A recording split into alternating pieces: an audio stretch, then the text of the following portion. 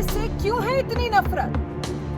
Japan के पूर्व प्रधानमंत्री शिंजो आबे की हत्या से दुनिया सन्न है। आबे के यूं चले जाने से दुनिया के बड़े बड़े राजनीतिज्ञ व्यथित दिखाई दिए। दुनिया के एक विकसित देश के पूर्व प्रधानमंत्री को सरेआम एक शख्स ने गोली मार दी और उनकी मौत हो गई। इस मंजर ने दुनिया को हिला दिया है। पीएम मोदी समेत दुनिया के तमाम नेताओं ने इस हत्या पर दुख और पीड़ा व्यक्त की है, लेकिन बेशर्म चीन तो शिंजो आबे की मौत पर जश्न मना रहा है।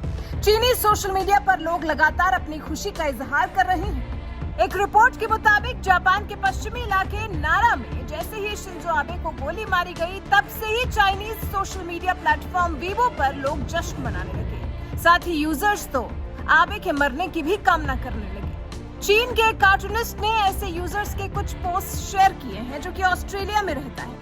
ट्वीट में दिखाया गया है कि कैसे चीन के नागरिक शिंजो आबे पर हुए हमले से खुश थे और उनकी मौत की दुआ कर रहे थे। इनमें एक यूजर ने लिखा, जापान के मौजूदा प्रधानमंत्री को भी गोली मारी जानी चाहिए थी, साथ ही कोरियाई को भी। वहीं दूसरा यूजर शिंजो आबे को गोली मारने वाले को हीरो बता रहा है। लिखता है, शुक्रिया एंटी जापान हीरो, क्या मैं खुश हो सकता हूँ? एक और यूजर ने लिखा, उम्मीद है कि बंदूक ठीक होगी। उन शिंजो आबे की मौत पर जश्न जिन्होंने जापानी अर्थव्यवस्था की सूरत बदली, अपनी जिंदगी के कई साल जापान को दिए, कई देशों के साथ बेहतरीन संबंध स्थापित किए, लेकिन चीन में ऐसी महान शख्सियत की मौत पर खुशियां बांटी जा रही हैं। आखिर क्यों चीन शिंजो आबे से इतनी नफरत करता है? पूर्व प्रधानमंत्री शिंजो आबे चीन की विस्तारवादी नीतियों के प्रमुख आलोचक रहे हैं। यहाँ तक कि कोरोना की उत्पत्ति के लिए उन्होंने ही खुले तौर पर चीन को जिम्मेदार ठहराया था। इसके अलावा ताइवान में चीन की गतिविधियों के खिलाफ भी हमेशा आबे ने आवाज उठाई है और हथियारों के रास्ते अपने पड़ोसियों को धमकाने की नीति को गलत करार दिया। इस सब के अलावा वो आबे ही थे जिन्होंने साल 2007 में क्वाड की शुरुआत करके चीन के खिलाफ भारत, ऑस्ट्रेलिया और अमेरिका के साथ मिलकर एक मजबूत मंच तैयार किया था। जानकारी के लिए आपको ये भी बता दें कि शिंजो आबे का चले जाना जापान के लिए कितना बड़ा झटका है। शिंजो आबे जापान के लिए कितने जरूरी थे?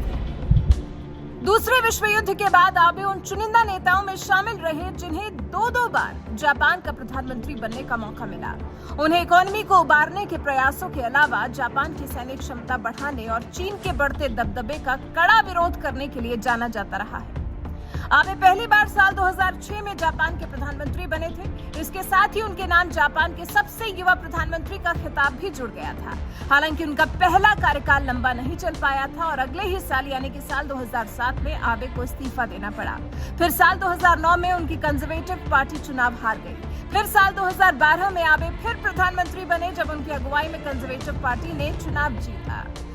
उन्होंने चुनाव के दौरान जापान के लोगों से इकोनॉमी को मजबूत बनाने, डिफ्लेशन पर लगाम लगाने, दूसरे विश्व युद्ध के बाद लागू संविधान पाबंदियों को कम करने और पारंपरिक मूल्यों को बहाल करने का वादा किया था। अब सोचिए, ऐसी शख्सियत के लिए जब चीन जश्न मना सकता है तो क्या होगी चीन की असली मानसिकता, उसका अंदाजा आप आसानी से लगा सकते हैं। वैसे चीन के आबे की मौत पर आए इस रिएक्शन को लेकर आप क्या कुछ कहना चाहेंगे?